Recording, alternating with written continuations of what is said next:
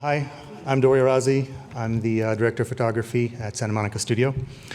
Before we start, I kind of want to get to know you guys a little bit really quick. Pardon me for putting my hands up. It's kind of bright up here.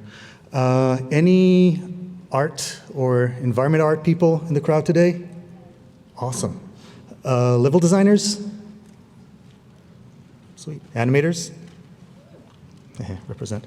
Dedicated cinematic teams or working in cinematic teams? Cool. Lighters? Programmers? Nice. Any producers? Awesome.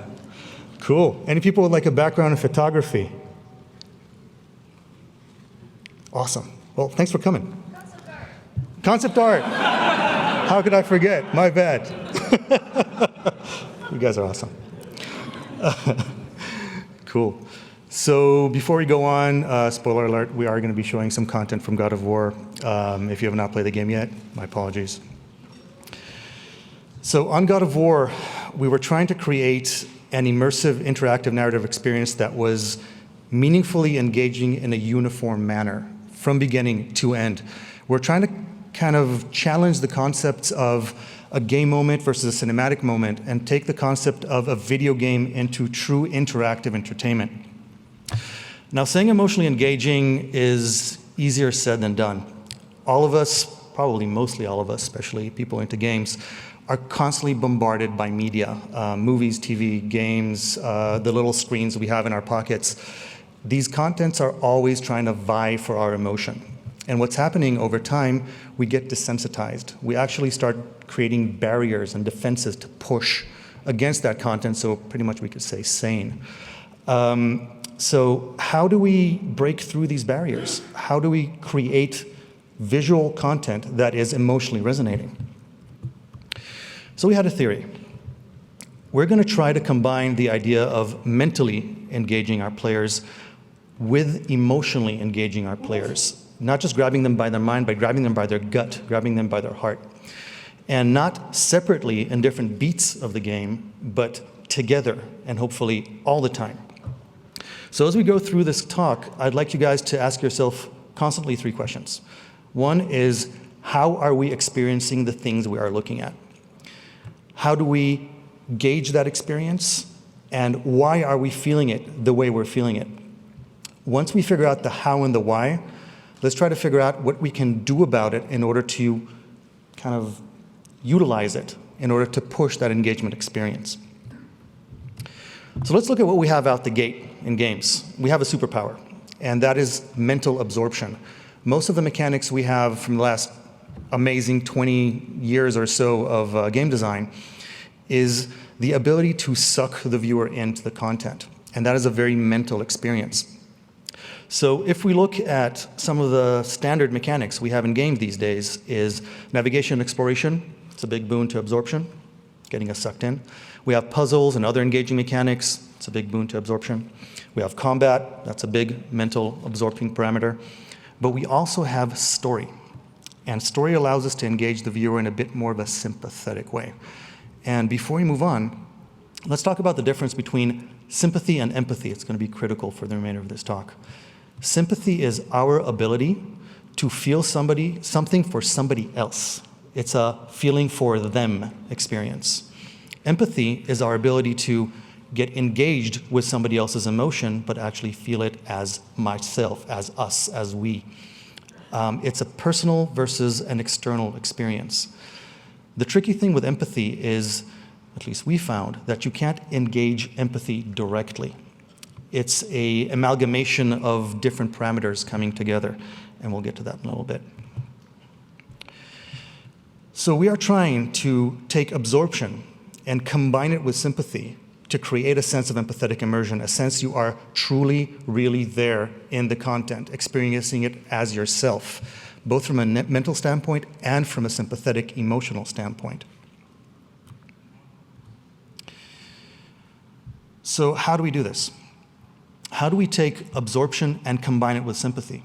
And not only that, how do we do that in a uniform enough manner that we can stay consistent within this entwinement and maintain critical mass to have that sense of empathetic immersion throughout the entire experience. So let's go back to some traditional approaches to how to tell visual stories and how to tell emotionally engaging moments. We'll look at the first-person camera, the third-person camera, more traditional styles. If any of you guys have motion sickness, beware. Henry! It's yours. Get in. I fell! Get in! Get in! Escape pod initiated.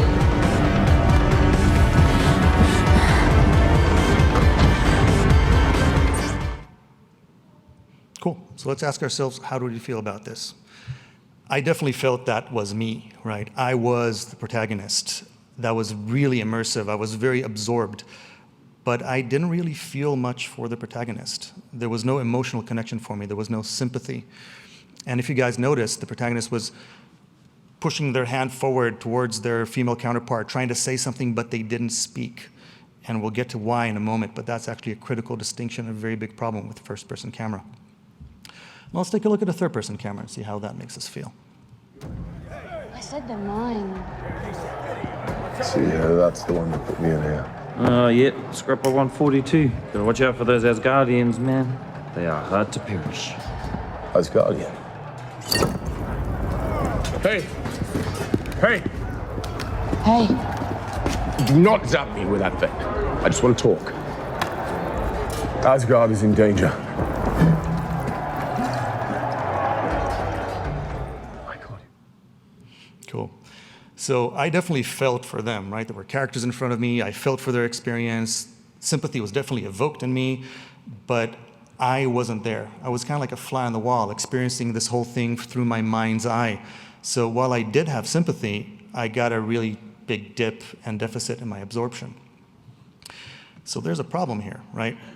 The first-person camera has the problem where we engage so deeply in that point of view that we can't have the protagonist speak, or it feels like the words are being inserted into our brain.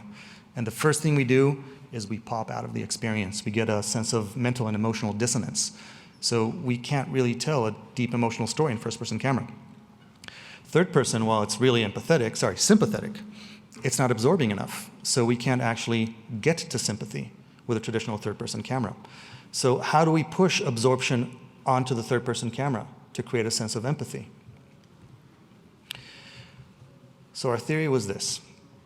Instead of thinking of it as a first-person camera and a third-person camera, we're going to try to design from an emotional standpoint something like a first-and-a-half-person camera.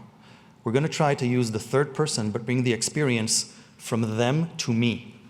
In a sense, combining absorption and sympathy to create a sense of empathetic immersion, a sense that you are truly there, engaging as yourself or as part of the team. As we were experimenting with this state of empathetic immersion, we're starting to kind of sputter with successes and get a general idea of maybe where this can go. We realized how fragile the state is. It's kind of like running around with an egg on a spoon. It's really easy to get a really small bump on your spoon and drop that egg. The moment that egg is dropped, it's very hard to reconstruct it, put it back on the spoon, and re-engage within that same experience. But just because we come in with this superpower out of the gate with our sense of deep absorption, with interactive media, we have the potential to be probably one of the most powerful mediums for engaging storytelling. So how does all of this relate to God of War? God of War starts with a big problem. It's steeped in fantasy. In essence, it says, I am unreality. We have dragons, we have orcs, we have ogres, we have people that can lift mountains. That's nothing we can relate to. And as we were studying that sense of absorption, that sense of being sucked into the content, we realized that our ability to relate to our environment as something that we recognize is critical for us to actually be absorbed in the content. So what we can do, it's got a bit of a problem. We tried to find another visual language that has the exact opposite problem that we do. And in this case, it wasn't actually a problem, it was a blessing. We found the documentary style, or actually kind of calculated the documentary style for ourselves. The documentary style has the visual approach of telling us that it is speaking the truth. We are used to seeing it tell things that are true, that are real, that are relatable. So in essence, we get a double boon. We get a grounded experience, which we're used to seeing from documentary footage, but we also get a very character-relevant story that is character-based, which we're used to seeing documentary styles use. So what we're trying to create is a sense of believable fantasy, a sense that, yes, what I'm watching around me might not be as relatable, but I believe it. So all of us here, I would take a wager that all of us here, can hear with our eyes many different types of film language. It's like growing up in a family that speaks a different language. You might not be able to speak the language, but when you hear it, you completely understand it. So we're leveraging that fact. What we're telling the viewer from a visual standpoint is, hey, this is real. We're calibrating their mindset to accept reality. And once their shields are down, those shields we discussed, then we hit them with a fantasy. And they take the fantasy in reference to reality. One of my favorite case studies for this was The Exorcist from 1973. This movie didn't really use a documentary style, it used more of a family drama style. We'll get back to the documentary shortly after this. But this movie was so terrifying at the time, even though it didn't use the amount of gore and shock other movies did, just because it utilized these kind of techniques. So let's take a look at what they did. Oh, Mom, can't we get a horse? Well, now, oh, we're in Washington, honey. I know. We'll see when we get home, okay? When could I have one? We'll see, Reagan. We'll see. Hey, listen, I'm starting invitations. I want to go to personal notes. Oh, Reagan, don't. Reagan! Cool. So really natural acting, very natural lighting. We feel like, you know, this could be a part of our home videos, right? We are calibrating the viewers to relate to this as realistic content.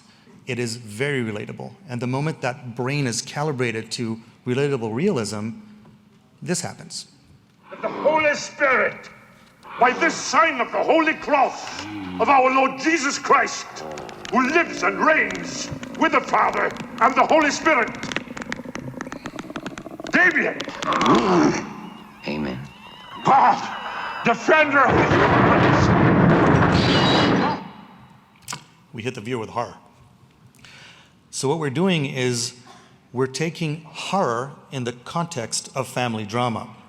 We're breaking down the defenses against horror first, and then horrifying the audience, which is brilliant.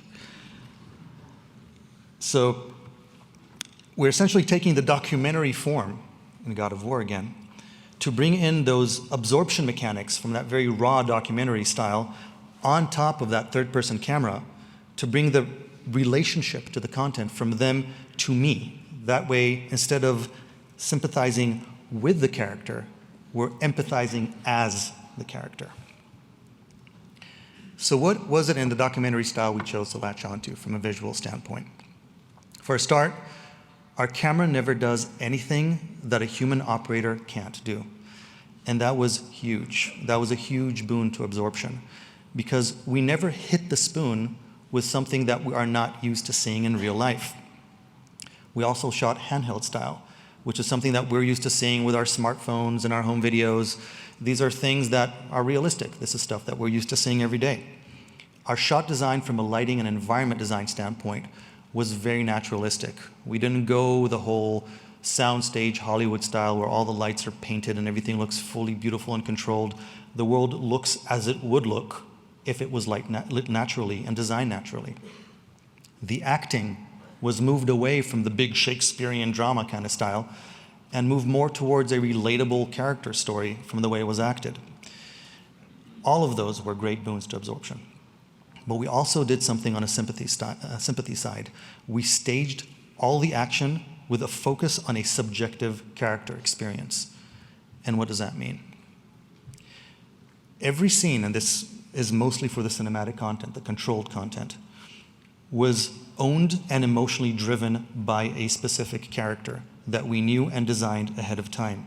Every moment within the scene gave the viewer somebody to sympathize with.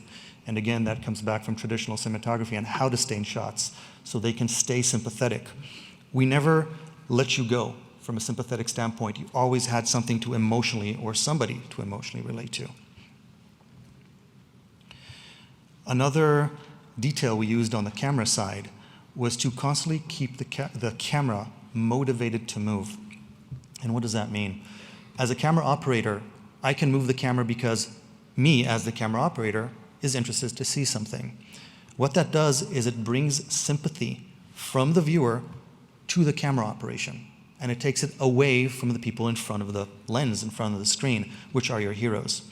So we did our best to never use unmotivated camera work. Constantly motivated the camera by using motion, tracking of motion in front of the scene, following gazes, and other little psychological nuances that help the camera need or want to move into a direction. Let's take a look at how a non-motivated camera looks. And again, if you guys have nausea, any of you, probably take a few seconds of this and look away. This is pretty intense. This is from Cloverfield in 2008.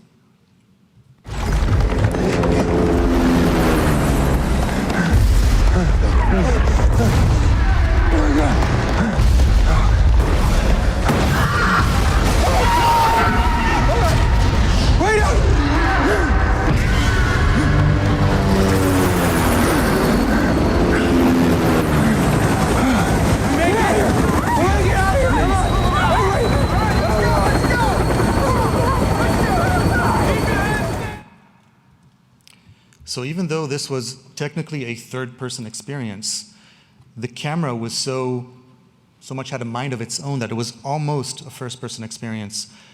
In essence, that camera stole sympathy away from the heroes in front of the lens.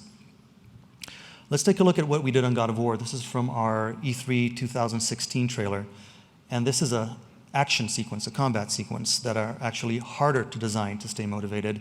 Let's see how these feel.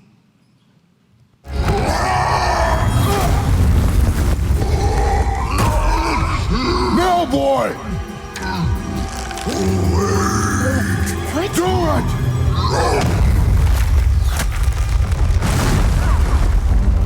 Off the ice! No!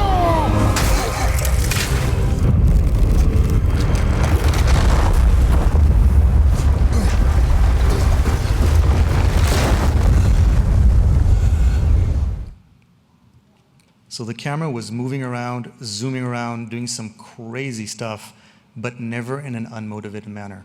So if we did our job well, and I believe we did, you would never notice that there's a camera operator on set there.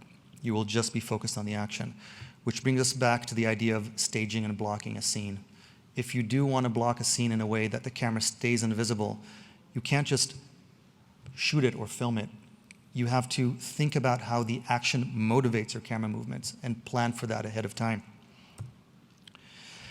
So let's move a little bit more towards the absorbing side of gameplay, the part where your player actually has their hands on the stick and they're in control of the camera, the interactive side. So here we have opposite problem. We have a problem where this is a very absorbing time of the game experience, but can be very lacking in sympathy. So how do we elevate that sense of sympathy on the interactive sides?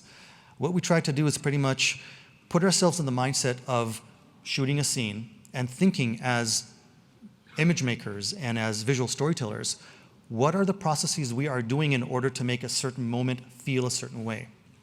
Quantify them, and then proceduralize them on the interactive camera. So in essence, instead of having a narrative-driven camera, we're having a camera-driven narrative. So it's all about asking yourself questions of what is it in the world that I can use to latch onto in order to drive what in my camera? Is the weather going to make my camera shake more? If I look at that deer, are they going to look back and run away? What is it that I can do to drive it? And what we found is there are so many things you can do that as you start piling them onto the camera, it starts distracting from the game experience. It starts introducing chaos. So the trick was, how do we bring sympathy into this interactive moment in the game, but still maintain order and not introduce chaos? So on the bottom here, you can see a pretty traditional narrative style game and how it flows. Starts with an opening cinematic, goes into some gameplay, goes back into a cinematic either at the end of the level or when you achieved some form of achievement, back into gameplay over and over until you're likely going to get a big cinematic for ending the game. What we try to do is take the sympathetic parts of the game, which are the cinematics, and make them more absorbing. And then take the absorbing parts of the video game and make them more cinematic, more sympathetic. And then we did something completely crazy. We never cut the camera. Not cutting the camera was what allowed us to maintain a seamless transition from an emotional standpoint, from our sympathetic moments to our absorbing moments, and maintain that critical mass in order to fully achieve that sense of empathetic immersion throughout the entire game experience. Cuts are very jarring. They're like a mental pop. And while we do blink in our day-to-day lives, blinking doesn't teleport us. So we can't relate to cutting. The moment we start cutting, we start experiencing things more from our mind's eye, more from a distance than from the actual personal experience. So in essence, we are losing absorption. And if we lose absorption, we can't combine that with sympathy, and we lose EI. So hey, let's not cut, right? No big deal. That's pretty tough. As visual storytellers, we are used to having certain tools in our back pocket to tell our visual story. And as we started experimenting with not cutting, we found that it's like writing a novel without using punctuation or nouns.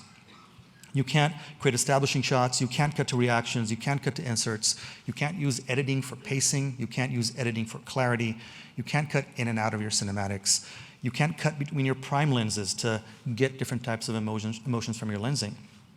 So how do we keep the content not only dynamic, but emotionally engaging? The reason I bolded cut to reaction, the concept of the A-B cut, cutting from one person to another, is the bread and butter of sympathetic storytelling from a visual standpoint. Without that mechanic, again, we're left only with absorption. And with absorption alone, we can't have empathetic immersion. So why is this mechanic so important from an emotional standpoint in order to maintain sympathy? If you look at that little graph on the bottom left there and see that line of action between these two people talking, and for a moment think of this line of action as a line of sympathy. If I'm 90 degrees to the line of sympathy, my shot would be very detached and very objective. It will tell me no emotional story, it will just deliver the content you are looking at. This is now happening. I don't want to tell you how you feel about it. That's a very flat, emotionally relevant delivery. It's not going to give us that sense of sympathy we need for empathetic immersion. As I start dialing that camera towards the line of sympathy, I start raising my sympathy towards the characters. So the easiest thing to do is just dial two cameras to that highest point of sympathy and cut between them over a dialogue, which would be the cleanest way to create a sympathetic delivery. But we don't cut. So let's look at this example. This is a run-of-the-mill script we had to break down. It's just an opening of one of the sequences in God of War. In this moment, Kratos' son was ill. He had to leave his son with Freya, the witch in the woods, and go get the thing that heals him. He brings it back. Freya thanks him for it, does something with it. He goes to his kid to check his temperature. Freya talks to him. He talks to Freya. There's a whole bunch of back and forth A-B dialogue with three characters, one of them being mute. So let's take a look at how that ended up being solved. You have it. Yes.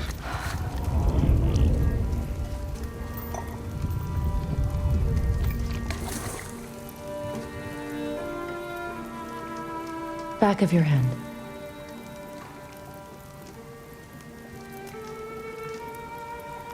He is still ill. I can break the fever, but to heal. He must know the truth of what he is. So hopefully you guys felt that that was completely seamless and looked very effortless.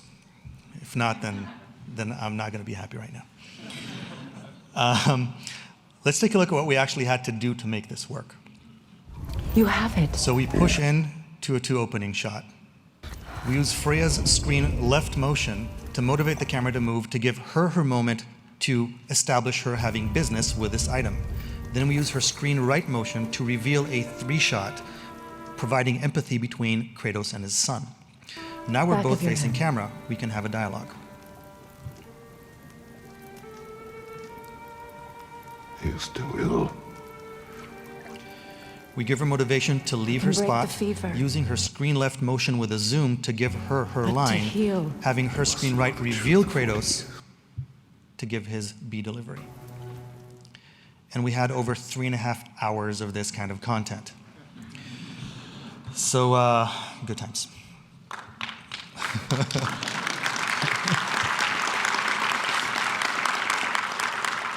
Thank you. Another challenge we had to encounter with this snow-cut camera is something that is really quintessential to the God of War franchise, and that giant sense of scale. You know, Kratos has always fought these giant mountain-sized creatures and monsters, and the easiest way to make a hero feel small is to get them very far away from the camera, make them very little, next to something very, very large. How do we get our hero away from the camera? And if we actually manage to do that, how do we bring him back to the camera without making it look like we're chasing after him and completely give the sympathy back to the camera operator? So this is a talk in itself. If you guys want to check out how we did it, pick up the game. I'm sure you guys can find those spots and see how we did it. On a technical standpoint, we had to blend between our interactive moments and our non-interactive moments back into our interactive moments. Needing to do that right was critical to get that seamless experience to happen, because if those transitions were jarring, we would knock the spoon and we'd lose the egg. So we had to blend navigation, we had to blend animation, camera animation, in and out of combat, and that was quintessential to keeping that egg on the spoon. That was a nightmare in itself. So how do we tackle this beast? We used a lot of different techniques. I'm going to be focusing on a few today. How we treated zooming, how we treated visual defects, how we treated handheld, previs, and then how we brought it all together on set working with the actors. So zooming. As we were studying some reference content, trying to figure out how we're going to approach this, we noticed that people don't really zoom anymore. They cut between prime lenses, they cut for drama. We had to actually go back to the drawing board and figured out what psychologically happens in a viewer when they witness a zoom. What kind of zoom promotes what kind of emotion?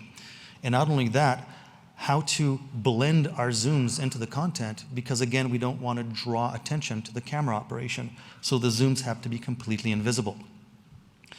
What we ended up doing is breaking zooms into two utilities. One, zooming for utility, meaning I have to go from one place to another, maybe a zoom will help me. And two, zooming for emotional impact and emotional content. So let's take an example for a zoom for utility here. This is going back to our 2016 demo. We already watched the scene. You guys probably didn't notice that we had a pretty crazy zoom here. Let's take a quick look. No, boy! At least I hope you didn't notice we had a big zoom in here.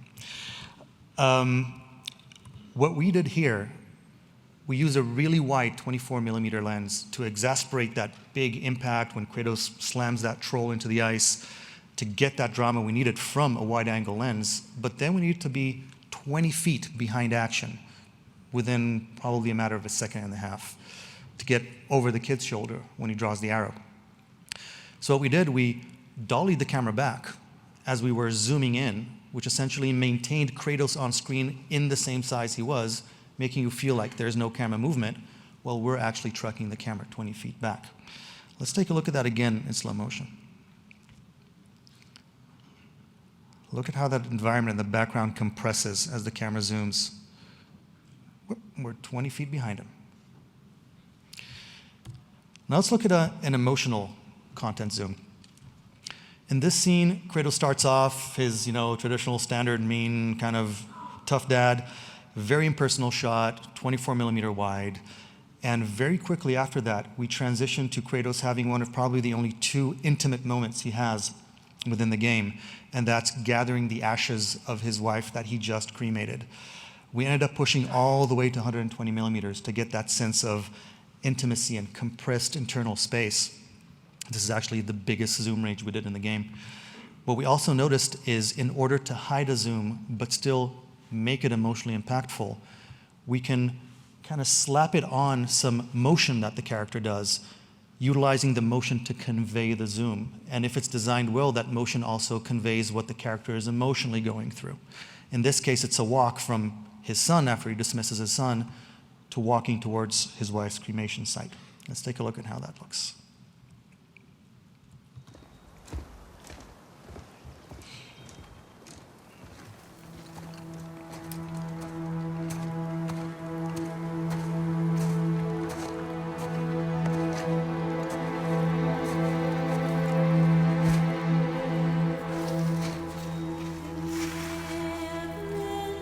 And we're at 120 millimeters.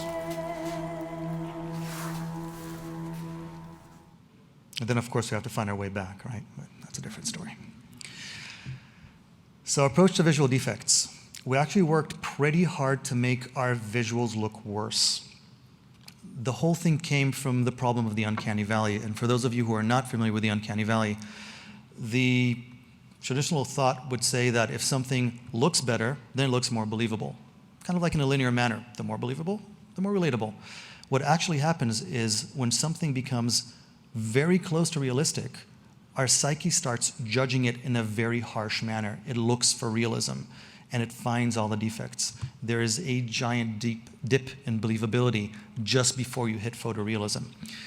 And because of the power of our game engine these days and our amazing tech render teams and our amazing art teams, we fell right in the middle of the uncanny valley.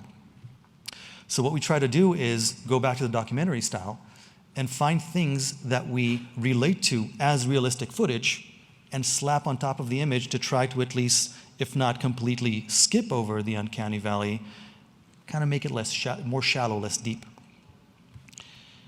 So we added film grain, we added handheld, we added crap hitting your lens all over the place, lens flare, chromatic aberration, we slipped on focus, all these things that if you were a filmmaker shooting live action, you would try at all costs to avoid. But what it did is, again, spike our brains and calibrate them toward a sense of realism and helped us skip over the uncanny valley and relate to the footage without pushing back against it and then having a giant dip in absorption.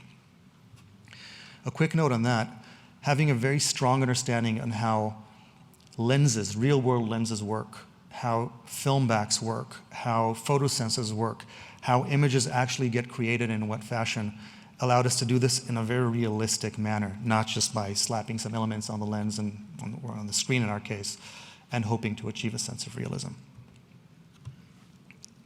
So our approach to handheld, that was a big, big boon for us in terms of getting that raw absorption. I've heard a lot of people approach handheld as this kind of programmatic wobble on the screen. And nothing can be further from the truth. Each handheld has its own style. Not all handhelds are created equal. Sometimes blends of handhelds are needed in order to create a certain emotion and drive a certain sense. We actually went onto the mocap stage and shot our handhelds. On the bottom left here, you can see me in a mocap stage, well, the footage generated by me on a mocap stage, holding the camera and trying to keep it steady. On the far right, you can see me on a treadmill, jogging in a mocap studio, trying to keep my camera steady. To really get your handhelds to feel correct and really help bridge things like the uncanny valley or help calibrate the viewers into a documentary style, you have to treat them with the same amount of care and seriousness that you treat your character animations. What we did find is that handheld is incredibly nauseating. And as somebody who for the first 6 months of his work on God of War had Dramamine on his desk, I was very passionate about this. We had to figure out how to take our handheld wholesale and wrap it in some form of UI that allows the viewer to either calibrate it up or down to match their personal user experience, while still maintaining that emotional need that handheld provides from a documentary standpoint. What we also found is in order to diminish the nausea and diminish the motion a little bit, thinking of handheld from a rotational and translational standpoint separately was incredibly critical. The rotations controlled the movement of the world and how it bops up and down and around us, while the translations controlled the parallax of the foreground. Separating those two allowed us to massage the data, maintain it looking realistic, but lower its sense of nausea. So on the far left, we can see the raw jog motion that we shot on stage. On the center, you can see us blending it down a little bit with a combination of rotation and translation. And on the far right, you can see that actual data being applied to a jog in the game. What you'll also notice is that movement on the screen has a major factor to diminishing your perception of handheld. So that's something you have to account for when you're blending in your handheld data. So back to this design of the no cuts. Previs was critical. We prevised, revised it, prevised again. The idea is to make all your mistakes where it's fast and where it's cheap. Don't go on set and try to make your mistakes there. And also, you don't have to use super high-end methods of previs like hand key previs in 3D or rough mocap. Find the right element and style of previs you need in order to deliver what the shot needs to look like. Find your designs, find your blocking, find your staging. Find it quickly and quickly enough for you to be able to iterate on it within the production timelines. And again, if you don't have previs, do not go on set. We did try that. It wasn't pretty. So let's take a look at a previous example. This was shot with a DSLR using a lens that roughly represented the focal lengths we were wanting for that specific scene. We shot this with our cinematic animation crew, Erica Pinto, Umberto Bossi, and Avieni. And I found that animators are great to work with, and they have a lot of fun doing it. I do as well. Let's take a look at how this scene looked. What is that? Your bow! Right!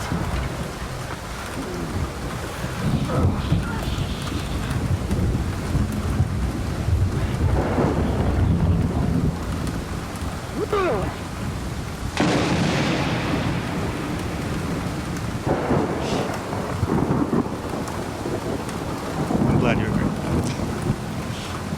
Who are you?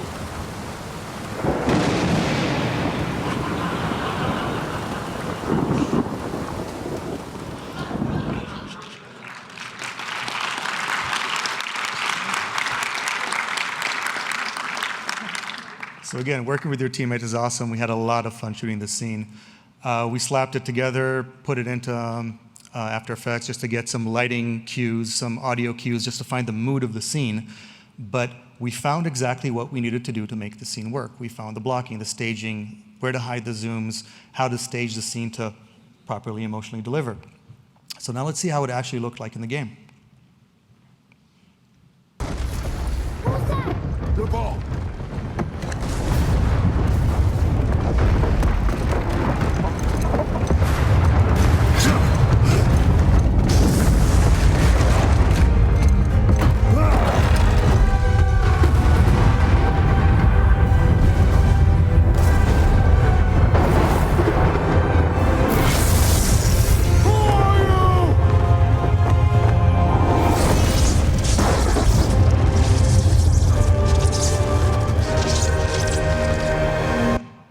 So virtually identical, which is great.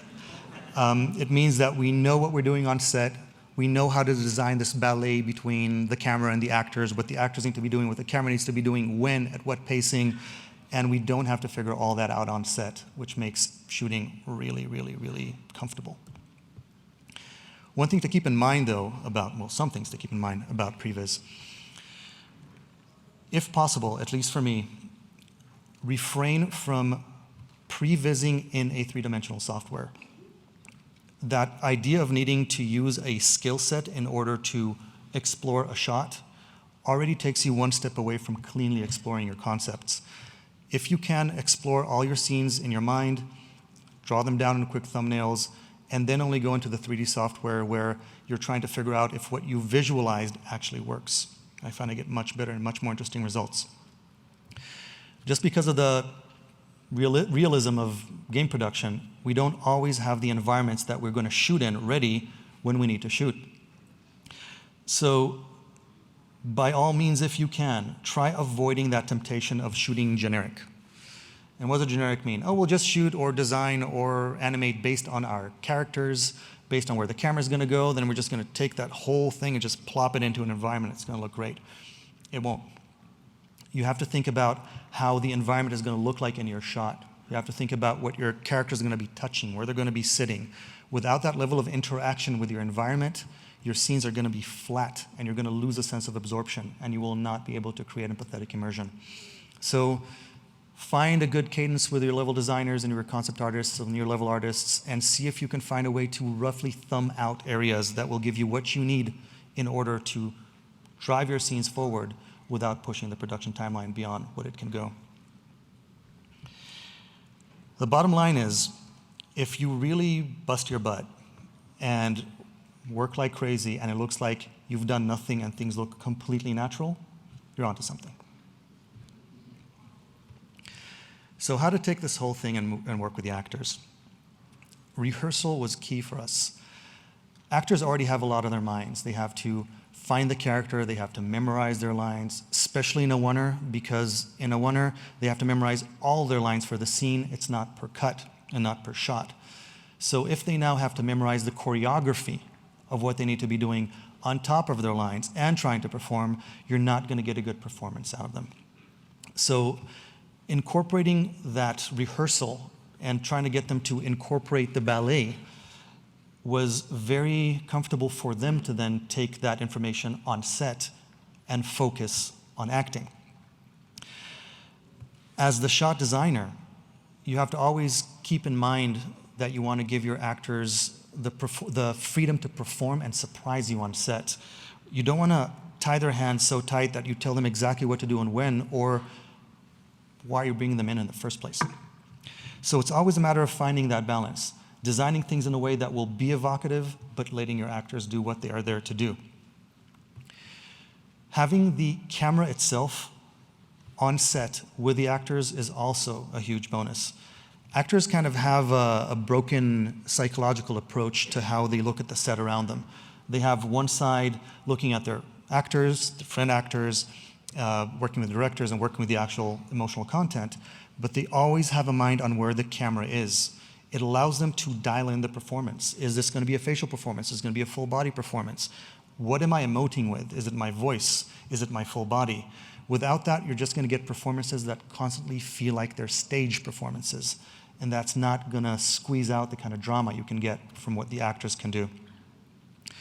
What we did find, though, is that tight close-up scenes, which are supposed to be the most dramatic ones, and they are the trickiest ones. Because you have to use the actor's motion in order to motivate the camera to move and keep it looking seamless. So we have to dictate to the actors a lot more of what to do within their performance. And thankfully, we had really understanding actors that totally understood the challenge, so they were totally game to do this. But again, it's a matter of finding that balance. Let's take a look at a close-up scene and how those look. This weapon, any weapon, comes from here.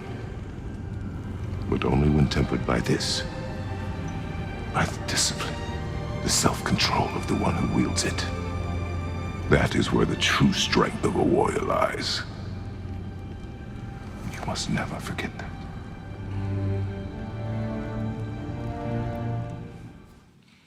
So every head bob, head nod, hand gesture, posture, and positioning was explicitly designed in the scene just because the scene was so tight. And again, that was much more challenging in order to create that balance and allow our performers to perform. So some key takeaways from this process, from this attempt, and hopefully successful attempt, to create a really engaging and empathetic, continuous experience. From a level design and art standpoint, approaching your designs like Disneyland design is incredibly helpful. Use your environments to hide and reveal content that has emotional impact to your storyline. Don't just lay things out in a way that they are open for exploration and game content. Think of the story they deliver. From a lighting standpoint, we need to start looking beyond the idea of lighting for clarity, lighting for guidance, or lighting for beauty, but we actually have to think of lighting as a tool to tell an emotional story. And again, that goes back to traditional cinematography. From a writing standpoint, the idea of taking your writers and putting them somewhere and taking your game designers and putting them somewhere else, and at the end combining everything together and everything's going to be great, we got to get past that. Your writers need to work in lockstep with your game designers and your level designers and your Disney designs in order to go beyond the idea of just designing for plot points, but for character arcs, for how things actually relate to each other from a gameplay and narrative standpoint. From an animation point of view, and this is mostly from the cinematic animation side, we have over 100 years of filmmaking to draw from and understand how they took visual content to drive emotional delivery.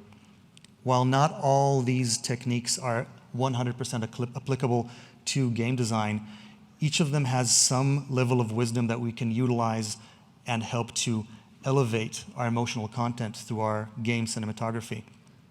We have to bring in those dedicated disciplines in our teams. We have to bring in that training. If you want to hear a little bit more about this, you should go to Erica Pinto's talk tomorrow. She will be discussing these kinds of issues more from the animation side, cinematic animation. She's our cinematic animation lead. From a team alignment standpoint, if you do want to hit a goal as crazy as not cutting a camera, you have to think of the impact it has for every single one of the teams that are going to be engaged within this challenge. You have to get buy-in from each one of these teams early, and you have to design pipelines that will allow you to track data between all of these teams, not just internally within one team on its own. And again, going back to previs, having a very clear visual target that helps everybody moving in the same direction is going to be critical. I'm incredibly proud of what we did in God of War. I really feel like we pushed some very heavy envelopes.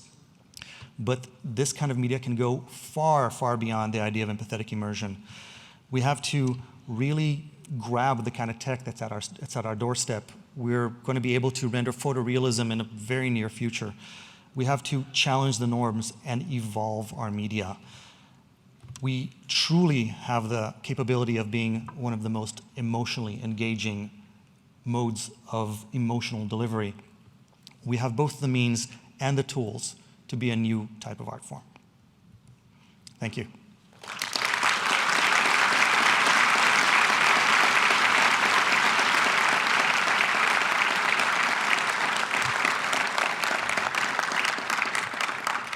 Any questions?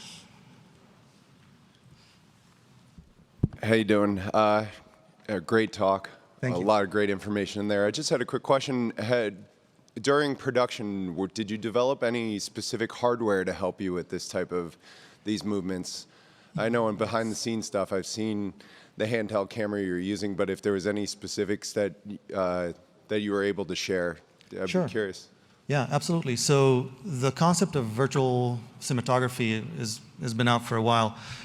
We just explored with different types of rigs on virtual cameras on how to comfortably get the kind of visual data we wanted from holding a system, and then figure out how to take that and utilize it in our animation pipeline. I would say we took about probably a couple of months to dial that in, but honestly, it's just like designing any other camera rig. It's just instead of recording an image, you're recording motion. Cool. Thank you. Yeah, no worries. Hi. I'm curious on how different your techniques were, or similar, for scenes that were during interactive moments in the game. Because I recall there was one scene in particular in Helheim when they were climbing past Baldur, and he was like giving like a monologue. That stuck out to me, and it was during an interactive moment. So I was wondering if the techniques you use are similar. Right. Those techniques are actually very different. Those moments are probably the hardest to design because you want to both control the image and allow the viewer the sense of exploration. So that goes back into level design. We designed the environment in a way that by exploring it, we know where you're going to be looking. And we designed it in a way that it's going to show and hide based on some measured cadence, the moments we wanted to show from the actual visual story. Thank you. Hello. Hi. I actually wanted to know about the previous work you did for the dragon fighting scene. Like, I wanted to know how that was done. Did you create some sort of a 3D model for that? Like, how did you do it even? Which scene? The dragon fighting scene. Oh, the dragon fighting scene. Yes. Actually, that was done heavily by our gameplay animators. Those scenes are driven very heavily by combat design. Once the beats of the scene are kind of locked down, that's when my team comes in and polishes up the visuals to make sure they speak within the same visual language. But again, those are heavily driven by level design and combat to make sure that the gameplay is fun and then that it also delivers the right visual story. Okay, thank you. Hey. Hi. Did you at one point made some tests or something to check if the one take thing is really the right approach? Did you try to shoot some scenes with cuts, or did you like fuck it? Like, right. Just...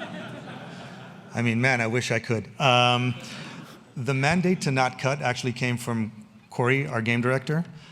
He didn't tell us how to do it. He just told us just do it. Okay.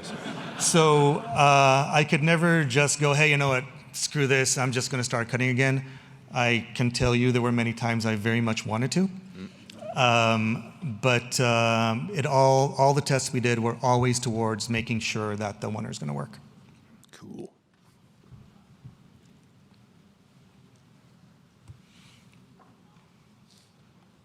Hi. Oops, that's practical. First of all, thank you so much for making such a beautiful game. I have a question about analytic and the empathy and emotional connection to the game. So were you able to analyze whether the users or gamers having the emotional connection that you expected? So based on the scenario, you expected, oh, they are going to cry at this point. Were you able to analyze based on analytics? Right. So we didn't have quantified analytics for the emotional side. That's something that I believe we're going to be pushing a little bit more into. But we did use our team as guinea pigs. So we try to work when we did push a scene toward a level of completion in some level of isolation, so we have enough people to be able to view it and gauge their engagement. And sometimes we did get feedback that it's not impactful enough. And it was up to us and the experience we bring in to figure out how to fix that. Thank you. Hi. So you mentioned early on that you called it a theory of how you can blend the immersion in the game and empathy to create something special for players. I was curious if there was a moment where you felt like that theory was proved in the development cycle for you. Whether it was a certain scene or a certain challenge your team was going through, anything like that. Right. Honestly, it's really hard to quantify. It's easier to find when it breaks than when it works, as weird as that may sound. A good example would be the moment, again, our E3 trailer was when we put our things out there to see if they work. Within the E3 trailer, there was a moment where the son kills a deer. And that was a moment that was both immersive and sympathetic, and we wanted to see if it brought people to tears. And thankfully it did. So for me, that was one of the moments where I knew that we're probably onto something, we can make this work. Yeah, you need an audience test. Yes, that's always the case. Yeah. Thank you. Mm-hmm. Okay. Hi. I was just wondering, since you said that there's a few times that you really wanted to cut, what was like a really difficult moment for you to follow this rule? Oh, if I can, oh man. Like the most difficult, if nothing else. I don't think I can think of the most difficult. When it's difficult, it's just difficult. The scene I showed you as an example, that opening scene, opening moment for the scene where Freya uses the heart to heal the sun, that was so incredibly difficult, and that was just the beginning of the scene. We even came up with ideas on how to cut. Of course, we never did it. But I would say that would be a good example. Thank you. Mm-hmm. I was curious, just so much of the feel and flow of the game is based around this camera work, but you said most of the camera work came from the mocap sessions. In traditional game development, mocap doesn't usually get integrated until a lot later on, so I was wondering, during development, I imagine there was large areas that didn't have this data yet. Did it make it difficult to test and play the game and see if it was feeling good if you didn't have a lot of this camera stuff coming in until later? Absolutely.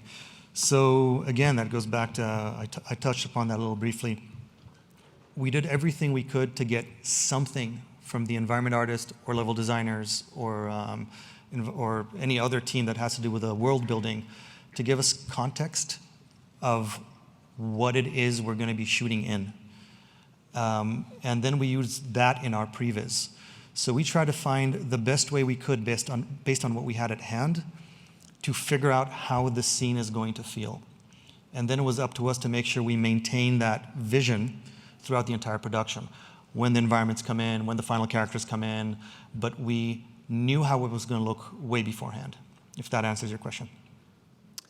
It mostly does. I was more curious, like, how for the rest of the team who was waiting to see your stuff in the game, I guess, like, how it was affecting them, having it being probably not there, especially if a lot of your previs was not done in 3D software, so you couldn't just stick the previs into the game. Right. Having said that, there are solutions for that as well, but it was mostly verbal communication for God of War. It was about just staying very tight within the teams. Thanks. Hello. Hey. Quick question on, so one of the big downsides of a oneer is basically the shoe leather that you have to kind of fill between. Were you intimate in conversations with the writing team and the production design team when you're blocking out scenes to kind of cut the fat between moments to make the scenes not feel as drawn out? Right. It was definitely a challenge in the beginning. Our writers never wrote for oneers. But as we were starting to do back and forth, very, very early on in production, they found their way to find that cadence by knowing how I approach their content. So as production picked up, it was mostly about, hey, maybe we can take that line and move it down because then I can motivate the camera better. But other than that, it was all about finding business for the character in order to fill in these moments and maintain pacing. And that's when blocking really, really was critical.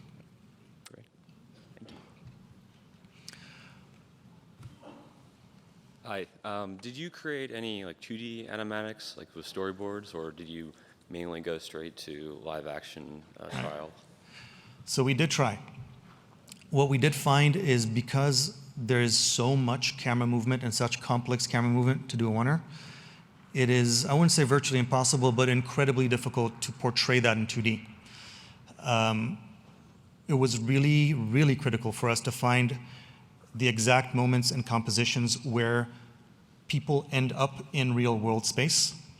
And we found that if the storyboard artist was too loose, they might paint us into corners we can't actually do, because we can't just use shot to shot to shot. So we tried it, and it turned out to be more time consuming than any other previous option we had. We ended up not doing it. Hi.